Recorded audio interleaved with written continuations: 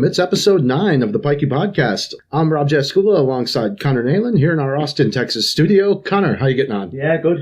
Nice weekend now. Moved into a new apartment, all that kind of stuff. So, very successful weekend. Yeah, you had some of the ignorant Cork boys helping you do the heavy lifting there for that one. Great lads. Yeah, shout out to Slice and Gavin there. Great movers. Good weekend for them as well. The Charleville boys, their club, won Premier Intermediate Hurling Championship today. They were All-Ireland Junior finalists in 2012, and now they're moving up to the senior grade. They had a nice 1-point win. It was Dara Fitzgibbon was the man there, scored 6 points in the last quarter of the match to give them the win there. Yeah, so, good win for them. Good club. Good club. Good town. Most of them over here in Texas or in Vancouver, so about half their preferred 15 are overseas, so pretty good going there for them. Yeah, fair play to Charleville. We have lots to talk about besides hurling on this week's podcast, the early week edition. We've got NBA and NFL to recap, tight race to the top of the Premiership. We've got the spoofery of Lopetegui finally coming to an end. But we have to start at Leicester City, following their 1-1 draw with West Ham. Their owner's helicopter crashed into a car park outside the stadium, took the lives of him and 4 others, including the 2 pilots. No survivors. Pretty terrible scenes there. Very sad. Yeah. Players loved him. When they won the league 2 years ago, he bought them all $100,000 worth of a car, BMW. Players just loved him. A lot of them were in tears today looking at him. Yeah, he had no problem spending the win over there. And Riyad Mahrez had the winner for City today, and he gave a very emotional tribute to him as well. So he was like a second father to him when he was playing at Leicester, and just seemed universally beloved by all. And you don't see that too much in sports ownership these days. You'd maybe find some of that tempered a bit when an owner dies, but this seemed like a pretty genuine outpouring of emotion there anyway. Yeah, he's worth $4.9 billion, I think. Earned his money through duty-free and stuff like that in Thailand. He actually owns another club in Belgium, Leuven. What he did for that club is unbelievable. He made some massive decisions then as well. Like, he sacked Pearson on the eve of the season when they won the league and hired Ranieri. I thought they were gone. Yeah, and they had just barely survived the previous season too. And yeah, that took some stones to make that move. It did, and I don't think Ranieri is a very good manager, but he just kind of settled the ship and got a good season. And then when they were going bad the following season, he made a massive decision to sack Ranieri. So he wasn't afraid to make the tough decisions either. Yeah, I thought that was an early call on sacking Ranieri there, but they really pulled out of it. And yeah, a couple of managerial changes there really changed the fortunes of that club in the Premiership. And they won the league under his stewardship. What more needs to be said than that? Who saw that coming? They were rooted in the Championship for years after they got relegated from the Premiership. Went down to League One even for a season. And they were pretty much nobodies in the Championship with your Derbies and your Middlesbroughs and your Forests. And lo and behold, they get promoted. They survived. They get that last escape towards the end of that first season that they were up. They had Cambiasso in the midfield. Yeah. And then next year going, they win the whole thing. Like, that won't be topped, I don't think. When he bought them, he said within 3 years we're going to be a top 14. 2 years later, they won the league. So. Jamie Vardy, what goals he's been scoring for them over the years, too. It's been a great story to watch. I've really enjoyed the Leicester City run. Yeah. As a fan of the game, it's just fun to see. Certainly wouldn't have ever predicted them to win the league in our lifetimes anyway. Yeah, at the memorial there today, an English journalist was caught on camera speaking bad about the man. Is there anything more obnoxious than an English journalist? I would say not, no. Yeah, I'm not going to say what he said, no, but you'll find out for yourself. Well, in the meantime, Peter Shilton had some kind words. He also had a pretty good view of the whole thing happening. And if you want to see some good commentary without having to see the pictures of the crash, I would look up Peter Shilton's account of it. And he had a bird's eye view of it coming down towards him and his wife in the car park where it happened. Pretty dramatic stuff coming from him. And he seems like a lovely fella, Peter Shilton. So. Yeah, I heard him interview him there one time. He seemed like a nice lad. Lost in all that was a man-of-the-match performance from Declan Rice. 1-1 draw there. And some interesting results around the league. Your Liverpool, they are level on points, only in second place on goal differential after today's results. You had to be happy following that 4-1 win over Cardiff. Pretty academic. Yeah, Cardiff just didn't. They just came to keep the score down, really.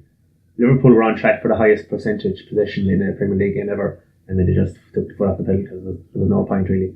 Cardiff, I've seen people saying over the weekend that they're probably the worst team ever to play in the Premiership. Now, Newcastle United are going to have something to say about that come the end of the season, Connor. On pace for 12 points. They may be challenging Derby's record come the end of the year. They've secured their third 0-0 draw of the season. So 6 goals scored in 10 matches. None of them have earned them a point. And they drew 0-0 at Southampton, tea time on Saturday. It's the worst thing to come out of Southampton since the Titanic. So that's all that needs to be said about that one. Oh, God. I've been saving that one for 2 days now. Mark Hughes, what is the point? City 1-0 winners today over Tottenham.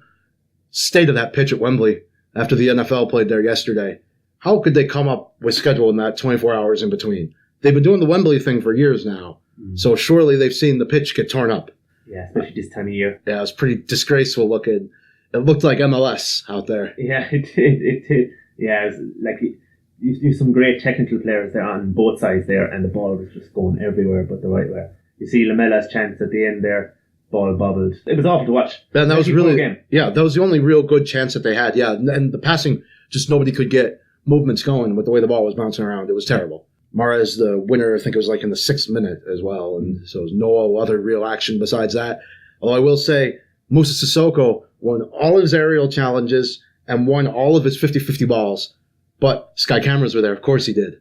Typical Moussa Sissoko. Yeah. Showed up with the Sky cameras. He only plays for the cameras, really, because if that was on a Saturday with no TV cameras, he'd be taken off at half-time. Liverpool have Arsenal coming up, right? Yeah. Granit Xhaka, left back, scored a beautiful free kick, but I think you're excited about... Oh, I just hope he's there next week. About tackling down that wing. Mo Salah's licking his lips, I think. Even Trent Alexander-Arnold, he'd be absolutely licking his lips. He's a red card waiting to happen. The honeymoon over for him there, left back, once he gets some players like that coming after him, I feel like. Yeah, it was probably the most obvious thing in the Premier League this weekend was that Granit Xhaka was going to give away a penalty or get a yellow card or get sent off, something like that. He was going to do something. In fairness, it was a cracking goal, I thought. How about Fulham? Oh, how about Fulham? 3-0 losers to Bournemouth. At home as well, only one match all season.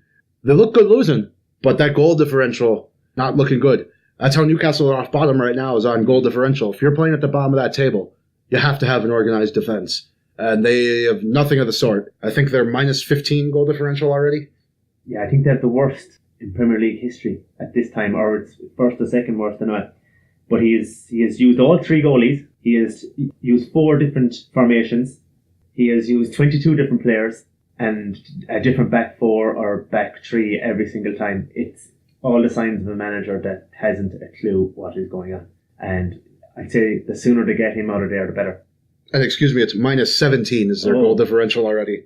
Themselves in Huddersfield, minus 17 each. Even Cardiff doing better than that, minus 14 on their goal differential. Yeah, at least Cardiff have a base. They know what they're doing. 2 banks of 4, or a 4 and a 5, and 1 up top. But he actually has not got a clue what his best team is, what his best goalkeeper. It's a bad sign when you're using 3 different goalkeepers in the first. How many games? Is it 10? 10 they played, yeah. Yeah, 10 games. So 3 goalkeepers in 10 games, which is a farce. Well, Tim Ream says, I don't think it has anything to do with the manager, to be honest with you. We're not playing for ourselves and for each other, first and foremost. There's no togetherness. He does no defending on that side, so... Well, he's probably the biggest problem. So he's among the biggest problems that they have. He's definitely in the top 3. Yeah. He's just terrible. Yeah. Him, Callum Chambers, Alfie Mawson, they've all been relegated in the last few years. Alfie Mawson, what a terrible player. I fucking hate Alfie Mawson. He got the call for England over Jamal Lascelles. I believe for some summer friendlies last year. Jamal Lascelles still hasn't been in an England side, and he should be. Not that I give too much of a shit about the 3 Lions there, but when Alfie Mawson's getting the call, what a disgrace. He looks like he should be good. The way he moves around the pitch, he dresses a good game, as they say. Good passer, but it just all falls apart defending. Yeah, terrible player. Chelsea 4-1 winners, so they are 2 points behind the leaders. They're on 24 points, and the third of the Premier League's unbeatens. Pretty academic win for them as well. Very impressed with Ross Barkley. What a player he's turned into. I remember when he first came on the scene with Everton, I was thinking here's another Rooney, because he's same build, same strength, power, pace, great shot. Yeah, he's really coming good now, and he deserves to be in the team ahead of Kovacic. Absolutely, yeah. Kovacic was talking about his loan deal earlier today. They might go back, so... Well, if Loftus-Cheek and Barkley keep going the way they're going, he probably should go, because he won't get his place. I was dead wrong about that prediction. I thought Burnley at Turf Moor, that they were going to come good at home there and maybe surprise somebody. Oh, absolutely not. No, they were absolutely run over. It happens. Yeah. But my predictions did not come good this week now. No, but I don't think anyone could have predicted that. They're usually solid at home, and I thought they had their act together now, but geez, they've conceded 9 goals in 2 games. It's very anti-Sean Dyche. Very much so, yeah. Did you see any of United and Everton? 2-1 win for United? Yeah, I watched highlights. Just the penalty his most obnoxious penalty of all time between the taker and the goalkeeper. What a ridiculous scene that was. And that was what I was going to bring up about that. Did you see Usain Bolt ran the 100 metres quicker than it took Pogba to take the penalty? No, I didn't see that. That's hilarious. They counted 26 steps he took for that. Yeah. And so I went back and I watched the video from when we were in San Diego when I took that penalty against that side from California. I was like, oh, geez, how many steps did I take? Because I know I did a little stutter there. It was 5. Yeah, and I thought that was too long of a run up. Yeah, 26 steps. You're kidding. He was waiting for Pickford to move, and Pickford didn't move, and he was like, "Oh shit." Yeah. But like, I was kind of, geez, I hate Pickford. I absolutely He's your typical. He seems like a complete prick. Yeah, is what we'll say. He's an obnoxious prick, big fucking chest out and roaring and balling. He's actually not that good a keeper. No, and you could hear him like roaring at the players and stuff. Like when he was on England duty, you could hear him bawling out at players over the TV on the crowd microphones. And it just sounds like you just want to turn around and tell him to shut the fuck up. Yeah. And let the boys let you play. Like, seems like a pretty obnoxious teammate to have. Yeah. But Martial, showing his class. Oh, he should be in the team every week. Yeah, he's stalling on a contract offer as well. So I think United have an option to extend his contract by 1 year at the end of this year. Same with De Gea. But they're stalling on it. And they could go for free in 18 months' time or whatever. Yeah, either way, I think the crisis may have passed for now for them anyway. Like, yeah. Seems that way anyway. Yeah, that was a good win for him. Glenn Murray, Premiership's leading goal scorer, stretchered off last weekend, scores the only goal in the winner for Brighton this week. He's 34 years old, playing immensely. Good on Glenn Murray. He's like a fine wine, that fella. Because he was shit 10 years ago. Yeah. And he's getting better since. But he's a great centre forward. Like, he's up there on his own. Ball is absolutely hooped up to him that time. Holds it up. Great use of the arse again. Another lad with a good arse. Good header. Good knock on. Absolutely terrorised the two centre halves. The complete opposite of somebody who's the same age as him. It's time for the League of Ireland talk. And that promotion relegation playoff. He's the same age as Paddy McCourt, who is playing his final 2 matches of his career right now. Finn Harps are playing Limerick in the promotion relegation right now. And Finn Harps at home today. McCourt had the only goal of the first leg anyway on 36 minutes. And his last home match that he will ever play. But he's the same age as Glenn Murray, same age as Cristiano Ronaldo, and he's retiring from the game and probably hasn't made much of an impact anywhere since he was at Barnsley 5 seasons ago. But 80 fags a week and as many pints as you want, they'll do it for you. What a guy. I've always loved Paddy McCourt and his belly, his beer belly. And there's stories coming out about him like at club Christmas dues, going behind the bar, pulling pints for the lads. Just a fella who never took his footballing too seriously, and it showed. But I always loved watching him play, loved his highlights. Northern Ireland international who missed out on his chance to go to the Euros 2 years ago. His wife had a brain tumor, and so he decided to stay behind and not go to the tournament. So he missed out on playing in his only major international tournament because of that. But he was at Celtic, scored some magic goals, loved him. Absolutely loved him. Great to watch, like a reincarnation of Georgie Best. If you would reverse the two, I'd imagine they would have had similar careers. Like as far as the talent, because Georgie Best wouldn't have made it in today's. No, similar social lives as well. Less painting maybe from Paddy McCourt. Yeah, well, I do enjoy the hard living men out there that manage to balance work with pleasure in the professional sporting ranks. And few did it better than Paddy McCourt anyway. Yeah. And I encourage everyone to look up his goal for Barnsley against Middlesbrough. It's my pick of the litter. And, it's better than watching goals scored against Ross County and St. Mirren, when he was in Celtic. He always liked to do it against the Minnows. Had a nice hat-trick, I believe, against the Faroe Islands on his international debut. Like, if it was a smaller team than what he was playing on, he was up for it always. So, yeah. But what a lazy player. Absolutely loved watching him. That's enough League of Ireland talk. Did you watch much NFL yesterday? Yeah, I watched a bit during the day. I was kind of unpacking and stuff like that. But I watched then Minnesota and New Orleans. Great game. What a game. Brilliant game. Very impressed with the Saints. They went up there to Minnesota. Tough defense and pulled it off. Great win. You were really impressed with Alvin Kamara, was it? Oh, what a player. My second favourite NFL player there at the moment after Josh Gordon. He's not even that big. He's 5'10". He's 215 pounds. He was a round 3 pick, number 67. So he was an absolute steal. The son of Liberian immigrants. Yeah, that was surprising to me now. Yeah. A bit of that Georgie Weah, and I'm like... Liberia's second favourite son. He might tug out for the soccer team yet. All you had to do is get elected president. You could talk yourself out for the international team there. Yeah, like he's the same amount of touchdowns as he did for the whole of last year's season. He's averaging 60 yards per game. Like his style is unreal. Like he's very elusive.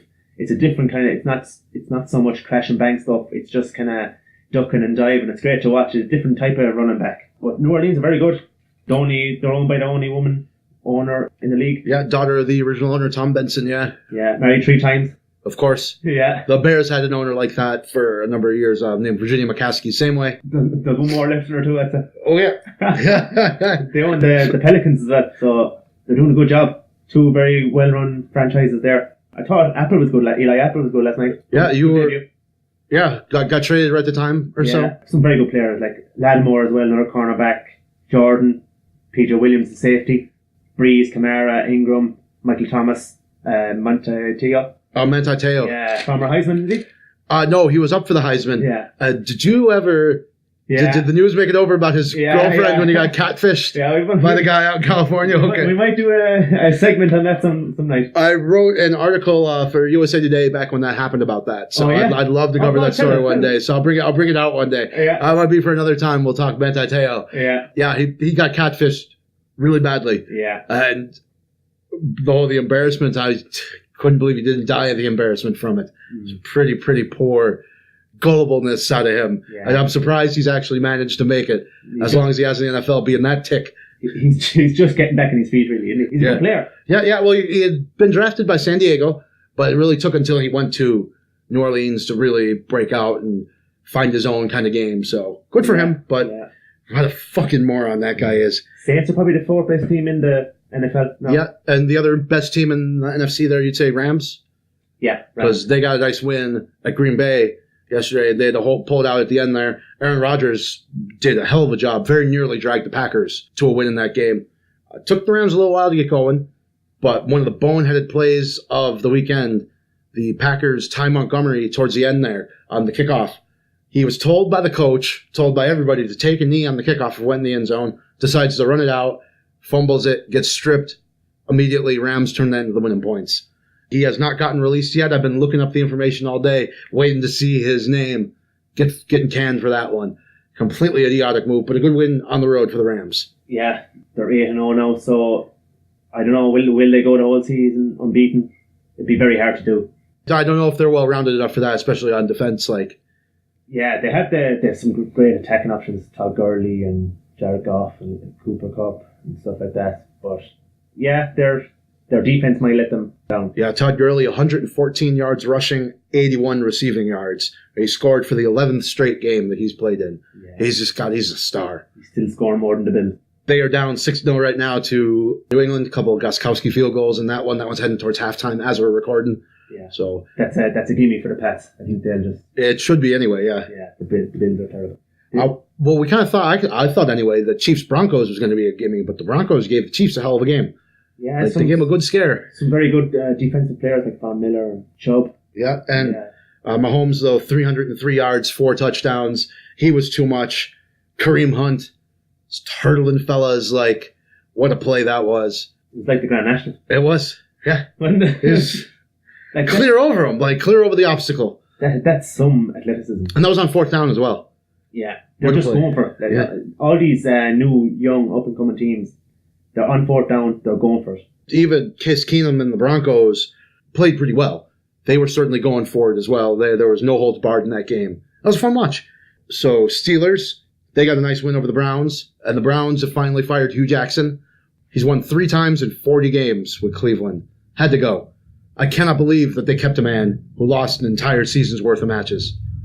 Yeah, he seems to be a bit branded, isn't he? Yeah, did he seem just a bit lost out there? He's kind of got the look of a man that's trying to read the bus timetable. Yeah. I can't quite make sense of it. Yeah, it's at times, I don't think he fully knew the rules of the games. There was definitely one time when they went to overtime, he actually didn't know the rules. Yeah, he didn't know that they could get a second shot at it or something like that. Yeah. No, he's branded I don't know what he's doing as coach. And the offensive coordinator got done as well. Yeah, and I think Hugh thought that he was going to do the offensive coordinator and then survive the day. Yeah. I think the plan there that didn't work out for him. Just got rid of both of them. Yeah. Which fair enough. Yeah, rough enough day in Cleveland there because they got rid of the Cavaliers coach Tyronn Lue over the weekend as well. Yeah. I can't believe Hugh Jackson outlasted him. Definitely not deserved, but they've started 0-6. Yeah. And Yeah, Cavaliers, they look lost completely. Yeah. Poor Kevin Love. Kevin Love, yeah. Kevin Love is he's gone taking the soft option now. He's injured now for another while. So, Ty Lue, though, he has a 15 million cushion there. He'll be okay. Yeah, speaking of cushions, Julian Lopetegui, Oh. he's gone at Madrid, finally. A move that's been talked about for the last couple of weeks now. But as long as we're talking about folks getting the axe, might as well talk about him. Because that's 2 jobs in 4 months. And the rumored payout for those 2 combined, for the Spain job and for the Madrid job that I read today, was 18 million euros. That's a nice cushion, isn't it? Talk about falling up, man. Just The 2 biggest jobs in Spain got fired from in 4 months.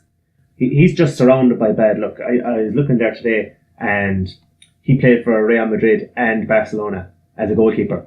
In his first game for Barcelona, conceded 5 goals. In the first game for Real Madrid, conceded 5 goals. I think he's just a bad luck. He's just riddled with bad luck, I think. just walking around like with a thunderstorm cloud over his head kind of guy. Like, that's unbelievable, that stat about the goal Bulls giving up. So yeah, he'll never get a job like that again. Although you'd never know, because he's in the system now. Time is a great healer. yeah, So you can see an Ibar or something giving him a call. You know, late season, turning into David Moyes of building his reputation up slowly but surely, and then getting another high-profile job, and then getting the sack within a couple of months. Yeah. It was I thought maybe he might last 6 months, but no, four did him. Yeah, and Barcelona absolutely thumped Real in the Clásico 5-1 it was. No Messi or no Ronaldo, so we had Suarez against Benzema. Only one winner there. Suarez was absolutely unbelievable. Hat-trick. See the header? That was the Suarez I remember. Yeah. When he's like that, he's the Yeah. best number 9 in the world. Yeah. No doubt about it. But like the leadership he showed compared to Benzema was just hiding for the whole thing. He was. Benzema's body language looked like he didn't want to be there at all. Yeah, missed a couple of terrible chances as well, and he's just not up to it. I think a clear out there. No, he's not up to being the star of the show either. Like, mentally. Yeah, Suarez won the penalty, scored the penalty, an outrageous header, and a lovely chip finished in as well. Really led the line well. I like the chip. That was real nice. The game was actually all the stats were kind of similar enough. Shots on target, all possessions very similar. Yeah, from the bits I saw, it looked like the play was pretty even. Yeah, it was pretty even. They all had chances, some very good chances. Real Madrid got it back to 2-1, then hit the post in the second half. They changed formation to 3-4-3, got it back to 2-1, then hit the post, and then Barcelona took over then. Did you see my little mate Artur? I did, yeah, and I was watching him because I knew that he's your man. Oh, what a player. Oh, jeez, he looked great. He's like a reincarnation of Xavi. The ball's just coming to him glued to him. Yeah, he's exactly what Brazil need as well. Yeah. Someone to take control of the middle and keep the tempo ticking over. Yeah, because Brazil would be very soft in the spine like that. Yeah, they would, yeah. But he's a brilliant player. He's only 22 as well. He didn't cost that much, I don't think. So, and he allows Coutinho to play on his preferred position on the left wing. Yeah, I saw that Dembele is not too happy over there now. Yeah, his timekeeping isn't great. I think he was dropped for last couple of games because of his timekeeping. He's not the only one that we talk about on this podcast that's had that issue. We got some great feedback on your piece about Josh Gordon. The boys down at the pub, they were loving that. And I think people even that knew of him didn't realize how ridiculous the tale had been, because that story just went on, and not in a bad way. It just went on and on and on with just different incidents. And we got some great feedback about that now. There's something else to add to it now as well, isn't there?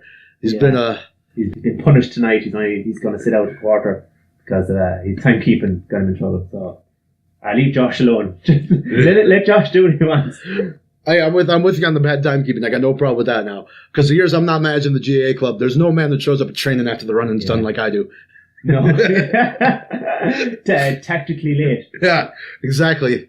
Yeah. It's an elegant solution, you know. Unfortunately, we don't have Bill Belichick. Bill Belichick is an absolute stickler for time. Yeah, it's a good thing Bill Belichick wasn't at the pub on Saturday night. Told me 6 o'clock. You came rolling in about 8:15 to the pub yourself now. I blame Sherry for that. I said I'd give you the benefit of the doubt there with the move. So, moving day, give you a few. I'm trying to move Sherry as well as another thing. It was a good laugh there on Saturday night, and hopefully we found the site of where we'll do a live show eventually as well. Yeah. Got that new pub, Darcy's Donkey, here in Austin. We met the owner, nice fella from Galway, bought us a drink. Yeah, right funny man, Darcy. He's a very funny man, yeah. Part of the country where all the good land was taken up by the church and the GAA, so. Yeah, nice pub, very nice pub. Yeah, it's a good spot, isn't it? Very nice. Yeah. If they could just, if they give us men's pints now instead of child's pints. Yeah, the pints were a little small there. Yeah. Small now. I was like, where's the rest of it? Yeah, exactly. He did make up for it there with the whiskey, though. So yeah, true. Which I'd rather have the extra 4 ounces on the pint myself. Yeah, I think it was Jameson too. Yeah, there was. Yeah, it was the good stuff anyway. And now's a good time to mention that today's episode is brought to you by our friends at Connor Engineering, who have been at the forefront of quality manufactured farm machinery since 1969. They have established a reputation in the agricultural industry for producing strong, reliable, durable products which represent excellent value for money. Connor slurry tankers are built to the highest standard to ensure a long life and to give the customer exceptional quality. Featuring a robust design combined with skilled workmanship, all tanks are mounted on a strong chassis and are rolled from 6mm steel and then strengthened with internal implosion rings. Connor tanks are painted with top-quality 2-pack painting systems and then baked in a specially designed oven to give a superior, long-lasting finish. The Connor range of products are designed to withstand the tough conditions experienced across Northern Europe and are tried and tested in the toughest terrains. Manufactured in a modern facility located in the west of County Clare, Connor has consistently provided top-quality machinery for the demanding and ever-evolving agricultural machinery market.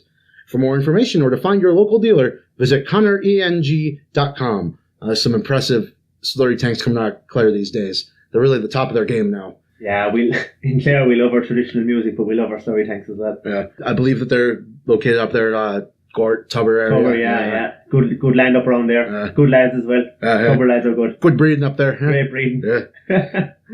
I didn't realize until this weekend there now that our mate Stu, that he's a Cratloe man.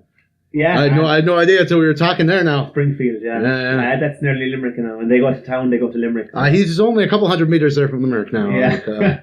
I've driven by his gaff, it turns out, so I'd go GAA now as well. Yeah, I do a bit of GAA. Yeah, good win. Kilmacud Crokes, they won the football. Yeah, beat St. Jude's. I think poor enough game. The only highlight was Paul Mannion, 1-6 from play. Saw a few of the points. They were all cut in off the left foot over the bar. Shots that he wouldn't be allowed to take for Dublin. Yeah, that's what I was thinking too. Like, he'd get the hiding of his lifetime if he was taking some of those shots. Actually, speaking of Dublin, they were all over New York there recently, and they lost Sam Maguire for a while. I saw that, yeah. There was some awful videos coming out there. I'll put you this way. Ronan Lahan and I got left with Liam McCarthy and managed to not lose it. So, must be some tick boys there losing Sam Maguire Cup, for a minute there. I'd say Jim Gavin was absolutely livid. Oh, I'd say there's going to be some running involved. Some extra conditioning be going on there now. Yeah, but good win for Kilmacud after they lost to hurling yesterday. Yeah, I saw some Snapchats there from some of our old boys who were down there on the pitch enjoying that today. Galway county final. That did not go well now, did it? No, Corofin against Mount Bellew, 7 points all. I don't think they deserve any more talk about that. Yeah, Corofin, they were All-Ireland winners, and they haven't lost in Galway in years. Yeah. Took Michael Lundy a late point there, and they've got the likes of Gary Sice in that team. They've got too many good players to be playing a 7-all football match. Yeah, terrible now. I know, we were getting so much shit last week to the Antrim boys. And then, say, a football stronghold like Corofin only comes up with 7 points. But I think, in fairness, the Montpellier boys just dropped everyone behind the ball, and so it was very hard to play with. Yeah, nothing like some shit football. Shit Gaelic football is among the shittest sports to watch. And I love playing it, but watching bad football, it's terrible. Yeah, it's too easy to play when it's like that. Yeah, but you had some all-star picks yourself because they're about to be coming out. Yeah, I think the nominations are out now, and they're down to 6 players for each position at the moment, and they'll be coming around to get the full nominations for those squads.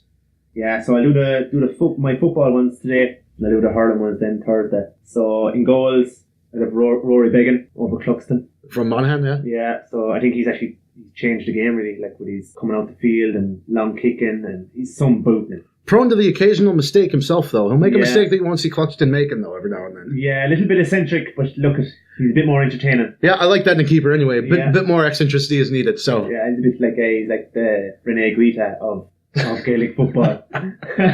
Keep him away from the powder then. Or Shilliver, maybe. Shilliver from Paraguay, remember him? Oh, yeah. Yeah, that was a good Paraguay team. Yeah, very good team. Okay. Roque Santa Cruz, young when he was young. Yeah, so full back line, Owen Ball and Gallagher, Pádraig Hansi, Johnny Cooper. They fairly picked themselves. Yeah. Half back line, Carol O'Connell, Monaghan, James McCarthy, Jack McCaffrey. Midfield, Brian Fenton and Colin Kavanagh.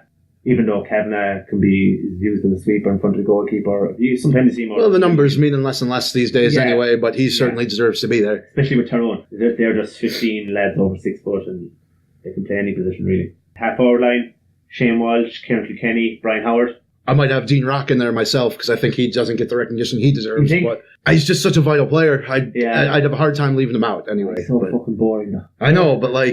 Did you ever hear an interview with him? Oh yeah, he's terrible. I saw him on the pitch giving the interview after he scored the winning point in All-Ireland final. It sounded like he was ordering a takeaway from the local Chinese joint. Like, oh, jeez. Like, I think he's going to go home and do a recovery session after it. No, he'll never make any team of mine. All right. Boring. Full forward line, David Clifford, Paul Mannion, Conor McManus. Good choices there. David Clifford plus seamless transition from minor to senior level. Yeah. Footballer of the year, my footballer of the year, man of the match in semi-final and final, Jack McCaffrey. Don't think anyone's playing better football than him right now. So no, he's electric. Yeah. Like, wouldn't you just hate marking?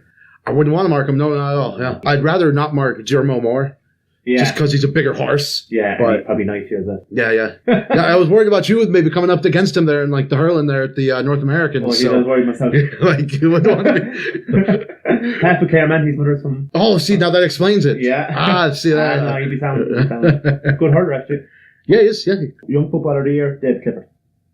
You know, picks himself there, really. Straight out of minor, and he was given exhibitions all year. Yeah, I was watching the minor final there, the last minor he played. He had no business on the pitch there. He was just doing untold, and man amongst boys at that level. The most exciting player in Gaelic football, along with Jack McCaffrey. And I like, by the way, the minor final being the introduction to the senior final on All-Ireland final day. Yeah. I like that they play the minor first. And I think that moving it to an under-21 kind of takes away a little bit of the magic of it. Yeah. For those young fellas who might never get back there either. So yeah, they're saying it's unfair on young fellas like that. It's too much for them. But like, if you can't play in front of a crowd at that age, like, when are you going to be able to? Right, Con, enough of the big ball. How about the Dublin hurling final? How'd Dalo get on? We had Ballyboden beating Kilmacud 2-15 to 1-15 after a replay. Hard luck Dalo, you know.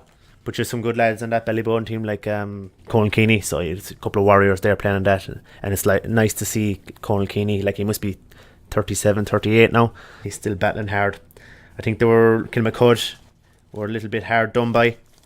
Their free taker got taken out of it in the first half, soloing through on goal and got a penalty. Goalkeeper should have been sent off, and they ended up missing the penalty as well. So that was an awful swing for them. Yeah, then in Kilkenny we had Ballyhale winning against Bennett's Bridge 220 to 217. TJ Reid ran amok there. Shefflin's actually the manager there, so he wanted to go playing this year, but he said he couldn't do both, so he said he'd just manage. Napier beat Doon then as well. Yeah, really it was Napier that had the better of the play the whole way.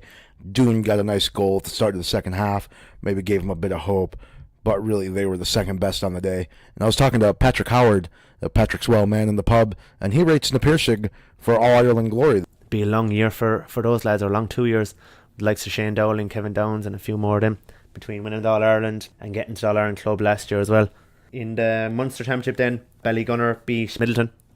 Middleton done now, but they put up a fair show. It was 118 to 213, so fair play to them.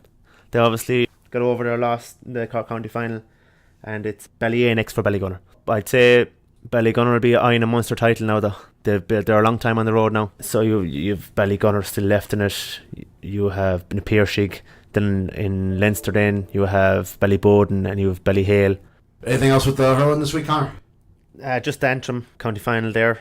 Cushendall beat Lochiel Shamrocks 2-12 to 15 points. Plenty Timbern by all accounts. Buff was at it. Anyway. Yeah, plenty scoring. Yeah, I saw some great scores from Buff's Snapchat there. Nice Timbern there as well. Yeah, no one died. Right, and with that good news, I think it's time to end there. Remember that you can catch us every Tuesday and Friday mornings Irish time on YouTube and SoundCloud. You can reach us on the social medias, Instagram and Twitter at Pikey Podcast. We'd always love to hear from you. Thanks for tuning in, and we'll catch you next time. See y'all.